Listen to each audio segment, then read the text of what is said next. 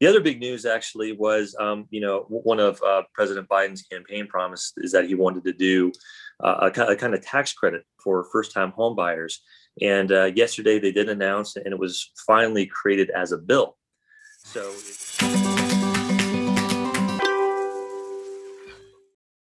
Hey y'all, Katie here with Team Evo AZ. Thank you so much for following us and listening to our podcast.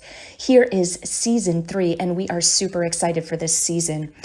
As you know, we are based in the Phoenix, Arizona area, servicing buyers and sellers throughout the valley. But what you might not have known is we are expanding nationwide. So if you know of anyone that might be looking to get into the real estate business or needs to buy or sell a property, but it is not in Arizona, we can still help. Please feel free to message us and enjoy the show. Hey everybody, it's Katie and Matt. And we are that real estate duo, that married couple out of Phoenix, Arizona. Been doing this for forever and a day. Well, maybe you have. I'm a little younger. Just kidding. I'm actually older. Older and a liar. And a liar, apparently. But anyway, we are the married couple based out of the Phoenix, Arizona area. This is our monthly market update. We love doing these with the amazing Ryan Gilliam with Waterstone Mortgage. How are you today, Ryan? Hello, Ryan. I'm fantastic. How are you both doing? Doing wonderful. Just We've been wonderful. having some lovely weather in the Phoenix area lately. Oh, yeah. My goodness. Yes. Yeah, it was our 14th wedding anniversary for Andrew and I last night. We went to Pizzeria Bianco and it was 73 degrees outside. It was perfect. Amazing weather. Perfect. Well, happy anniversary to you happy both. anniversary. Thank you. Appreciate that. And yeah, it's a little bit weird at the end of April, I think, to be feeling it in the 70s. I went for a walk this morning and I'm just like, oh, it's so nice. Yeah. Let's hope it hangs on for a little while longer. Yeah. Yeah. Well, because we both live here for the summer, believe it or not. I know we're probably the only people in Phoenix, Arizona that do. So we like the swimming. Me too. Okay. Perfect. The three of us. I love it hot. Yeah. We like swimming and, going to the lake and swimming in the lake and all of that. So we like it hot, but I wouldn't mind if that was prolonged just a couple more weeks. Yeah, pepper in a couple fine. 70-degree days here and there. Right. I still have to get my hike on for the next few weeks. Yep. So anyway, Ryan, catch us up. What's going on with rates? Any changes? Yeah. So there was a big announcement this week. The Fed met and basically whenever they meet, they kind of talk about what's going on in the future, what the outlook is for interest rates. And they did confirm that they're keeping the Fed fund rate at 0. And that doesn't mean you could get 0% mortgage, unfortunately. But what that basically means is that, the money that gets borrowed between banks, they don't really charge any interest for that. So that really helps us keep mortgage rates low. But most importantly, outside of the Fed fund rate, that they did mention that their quantitative easing program, which basically means they're keeping rates low. They're buying mortgage-backed securities through the Fed by hundreds of billions a month. And when they're doing that, it drives prices up and rates down. So they're really jumping in to keep rates low, to keep the economy going, allow people to borrow money, keep the housing market going. And the big news from them is that they don't really foresee them stopping that for a while. They're going to keep doing it probably up until maybe early next year. So we're going to see favorable rates probably for another 12 months. Well, that's good to know because I know that there was some question. We've had some clients that have had some question about that. So good to know. Absolutely. Yeah. So that was big news. The other big news actually was, one of President Biden's campaign promise is that he wanted to do a kind of tax credit for first-time home buyers. And yesterday they did announce, and it was finally created as a bill. So it's legislation now that they're going to take to Congress. But the new bill, it's dubbed the First-Time Homebuyer Act. And so basically, I'm going to read it because I kind of typed it out, the details of it. It basically states that you could get up to 10% of the purchase price as a tax credit up to $15,000 as a first-time home buyer. So what they say as a first-time home buyer is you couldn't have owned a house in the past 3 years. So you could have owned one in the past, but if it's been 3 years and you qualify as a first-time home buyer again. So the program really is targeted for low to moderate income people. Not everybody could qualify. So they gave some stipulations, and what it is you can't make more than 160% of the area's median income. So I was doing some research before to see exactly what that is for Maricopa County, and it looks like that would be about $93,000 for a husband and wife, basically for a two-person household that are working. And the purchase price can't be more than 110% of the area's median purchase price. And that looks like it hasn't been finalized yet, but it could be around 390,000 is what they're saying would be the max purchase price. And Not then bad. third, it could be claimed anytime after December 31st. So if you've purchased a house anytime this year and you're upset that you might have missed out on the chance of getting this credit, you'll be grandfathered into it as long as it's after, of course, December 31st, 2020. So those were the main points of it, and it's in draft stage right now, basically. So they're kind of kicking it around. They're it's going through committee, going through reviews, it's going through revisions, and it's going to go to the chamber for a vote. If it passes there, it'll go to the Senate, and then it'll go to Biden's desk to sign. So it's not officially, legislation that's been passed yet, but it's been written up. It's in Congress now, and it could get passed. So it's something that we definitely want to take a look at. Awesome. That could be very beneficial for those buyers in that bracket. Yeah. And my thought right off the bat is just by talking about that price point and the fact that really hasn't been unrolled yet, it's going to be probably just another really big stimulant to our new build areas out here. Absolutely. Yeah. And it's great that they're targeting, low to middle income borrowers, because those are the ones that are struggling right now. The people who are getting offers accepted are the ones that do have a lot of cash saved up, maybe sold a home, could get a lot more competitive and go over asking on their offers. And it's these low to middle income borrowers, first time home buyers, that are getting kind of muscled out of a lot of these offers. So if they would have this extra tax credit, maybe could, get a gift from family in the meantime, and it could really help them out. So I think it could be really good and beneficial for first time home buyers. Yeah.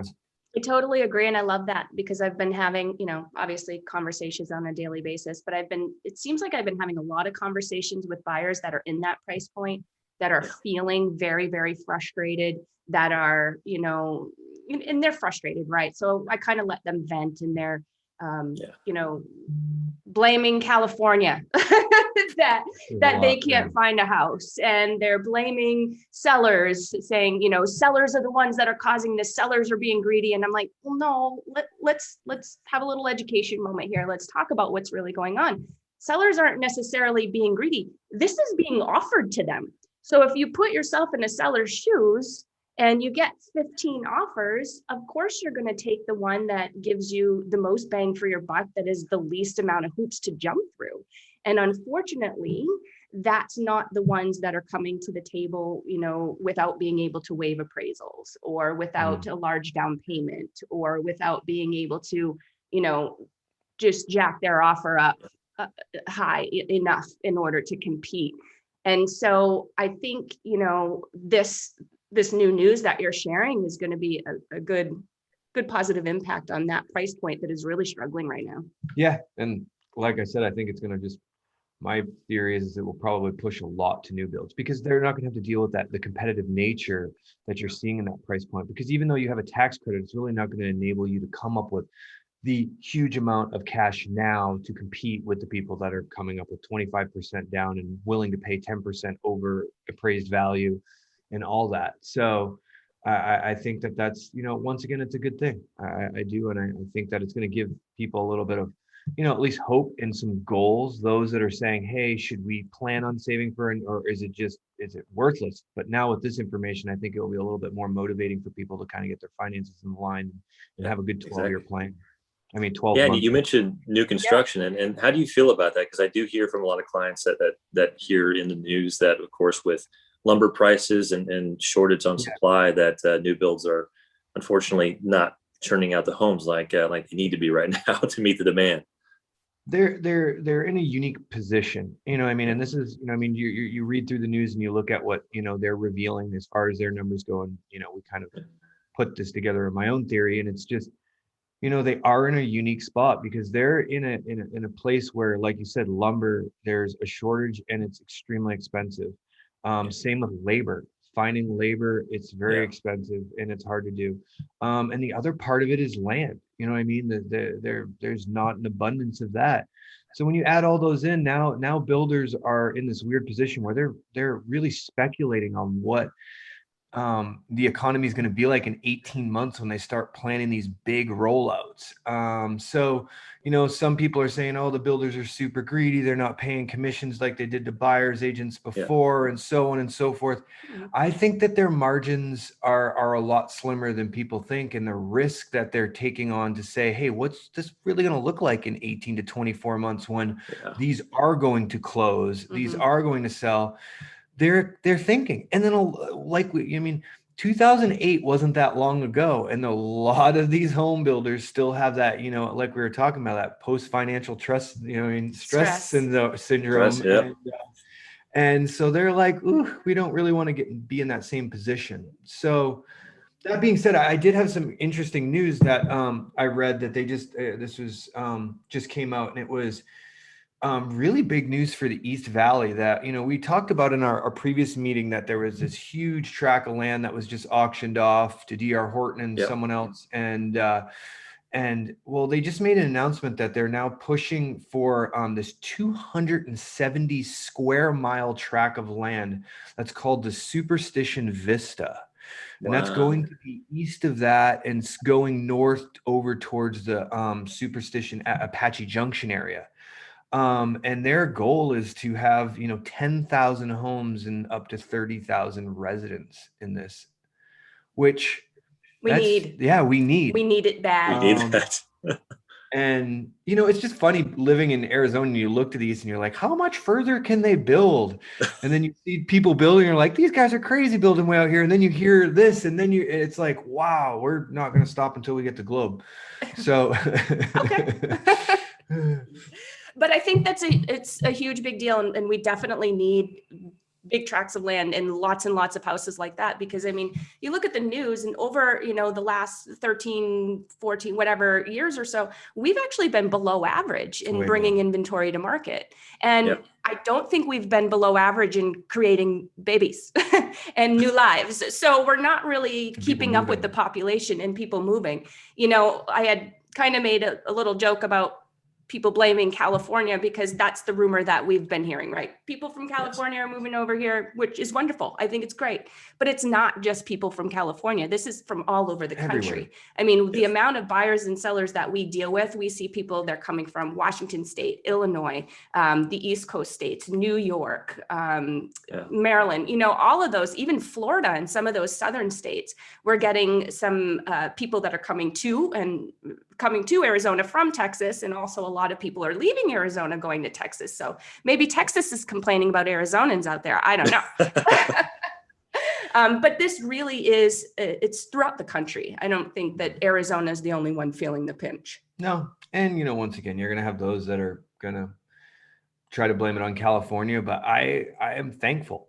I'm really thankful for the people that actually have the ability to just uproot, take their family and come over here for a new start and for a better life, or for a change of scenery. Take all that equity. They're not coming out here and leveraging these houses ridiculously. No, they're coming out and they're paying cash, which only adds more stability to our market.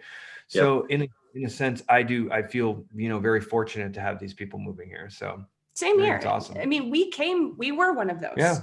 We came from New England, many, many years ago. And so now I kind of feel like a native at this point. Many years ago. Stop it. How about you, Ryan? Are you a native here in Arizona, or are you from? Oh gosh, I moved here when I was 4 years old. So I basically am, we were from Omaha, Nebraska. My dad got transferred out to Arizona. So I was raised here. Yeah. One of the few, it seems like everybody's transplants out here.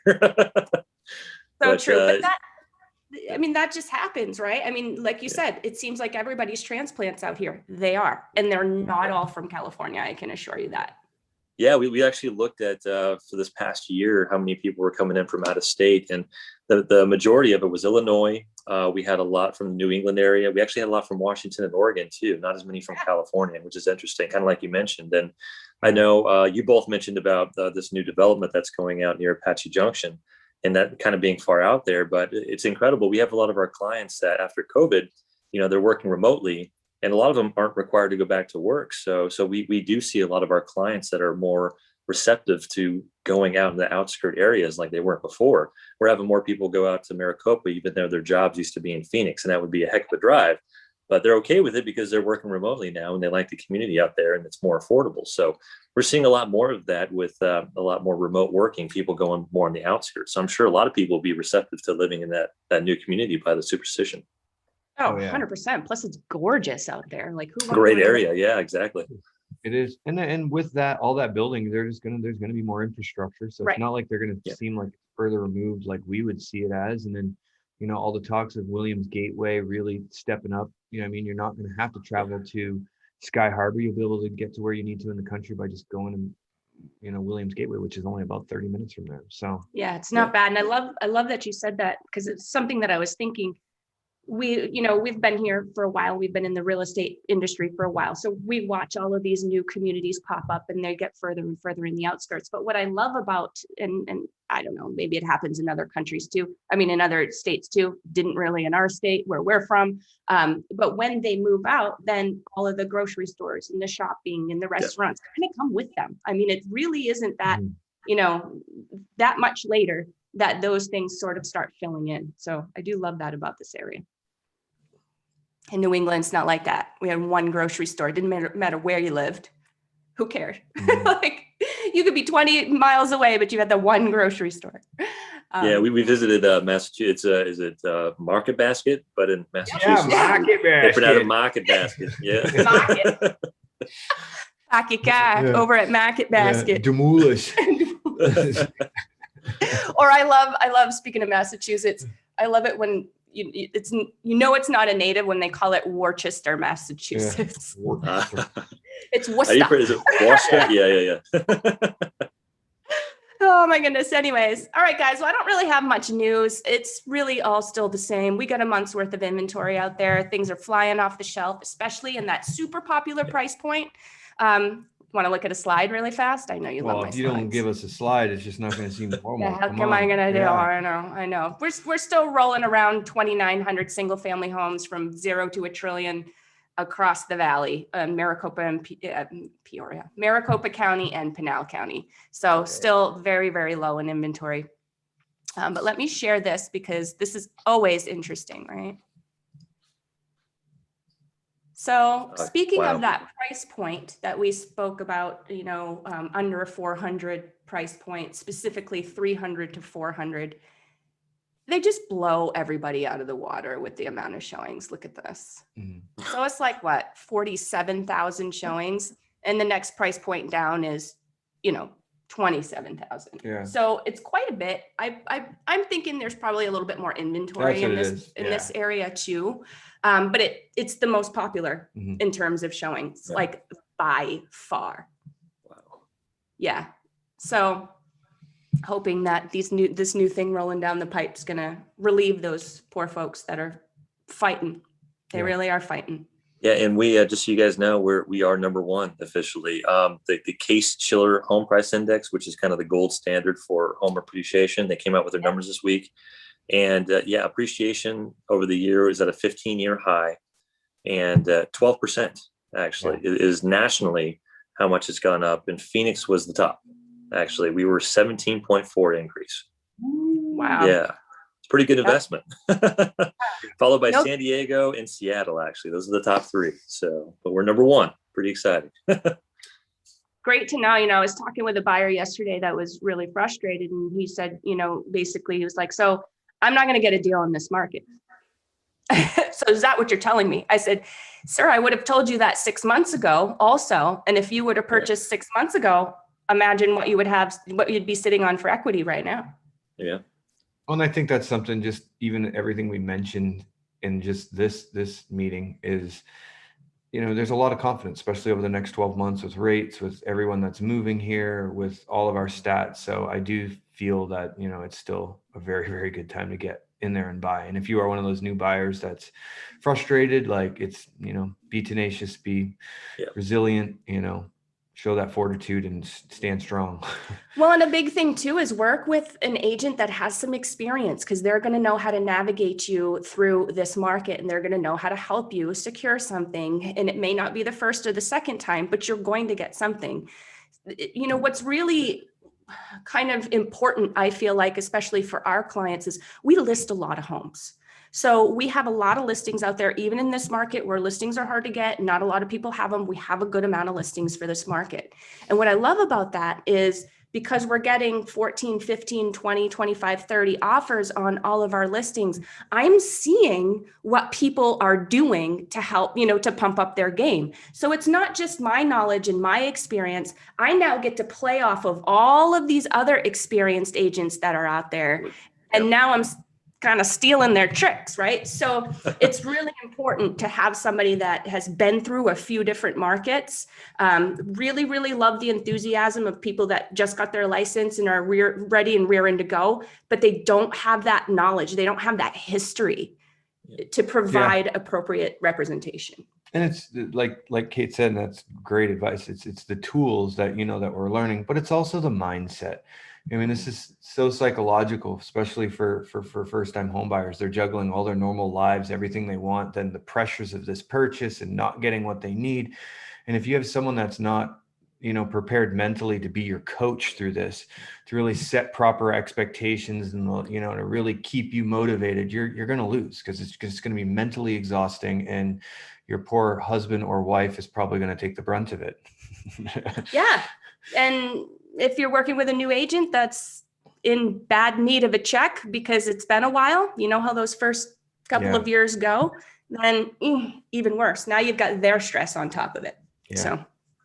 Well, I know a couple of amazing agents that I'd be happy to refer people to that Do know you? what they're doing. But yeah, believe it or not. Katie and Matt Lambert, the best team. Absolutely. Thank you so much, Ryan. And the same thing is true for you in your industry. Because there are some lenders that don't have that knowledge, don't have that history, don't have that background. And, working with you is phenomenal. We have to work with other lenders sometime. And we're always like, our title girl and I always talk, we're like, don't you wish it was Ryan on this one? Because you can see things before they come. You get the obstacles out of the way in the beginning. You set proper expectations up for our client. You don't surprise us. These are the kinds of things that some other lenders that maybe don't have as much experience that you have, or as much knowledge, don't care as much, are doing. Yeah. And it's lighting fires where fires do not need to be lit. These buyers are at the ends of their ropes. I can't even tell you how many phone calls and how many meetings I've had with tears, and they just can't take another thing. So it's really, really important to work with somebody on the lending side that's worth their salt. Oh, thank you. I appreciate you saying that. Thank you. And, one thing that we also try to do in this crazy market that not every lender does, but we always call the listing agent to kind of introduce ourselves when you're making an offer, just to let them know who we are, how long I've been in the business. I even have a flyer that I send over that kind of explains how long we've been doing this, how many loans we've done, we close on time, stress-free, and also just kind of explaining how well qualified the clients are. That there's a lot of lenders that don't really get the documentation up front, don't really do the reviews and the underwriting reviews up front. And listing agents, they like to hear that. The sellers like to hear that there's not going to be issues, that everything's been reviewed. It's just a matter of getting the appraisal and title report, and we'll be able to close. So whatever we can do to help, get your offer accepted, we'll do.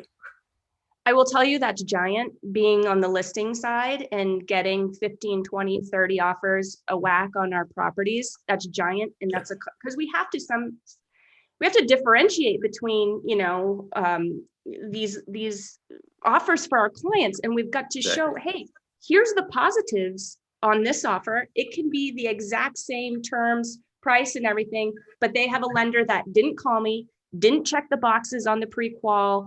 Who knows where they are? Who knows?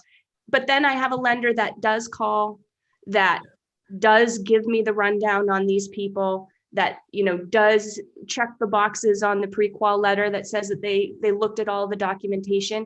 I tell my sellers, this is the difference. And I don't know if other agents pick up on that when, if they're less experienced, if they advise their sellers appropriately, because this is, again, another way that we remove obstacles before they happen, right? Is by setting these expectations and setting ourselves up appropriately up front. Yep.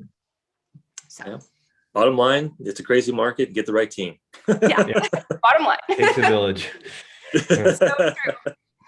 All right, guys. Well, if anybody out there is interested in being a guest on the show, please follow us at Team EvoAZ. That is @Team EvoAZ. You can find us on Instagram, Facebook, YouTube, you name it. We're going to have a TikTok soon. Just telling you. And just go ahead and send us a message. Give us a little like while you're at it. And please subscribe, download, rate us on your absolute favorite podcast platform. We like iTunes. I know a lot of people out there like Google Podcasts, so that's okay too. But we do this here. We're here with Ryan every single month, just bringing you news, local news here from the Phoenix, Arizona area. And I think that's all I have to say about that. That's all she has to say right now. Yeah. Right. Awesome. Women have to, what is it? Women have like 20,000 words. Is that, no, are there more? I would 50,000 words? How many yeah. thousand words a day do women have to speak? Considering Something you like that. spent half of those thousands of words just getting that out, I would say a lot. But yeah, good stuff. Thank you, Ryan. We'll see you next Thanks time. for having me. This was great. Yeah, absolutely. Appreciate it. Talk to you soon. Cheers. Bye, Bye. everyone.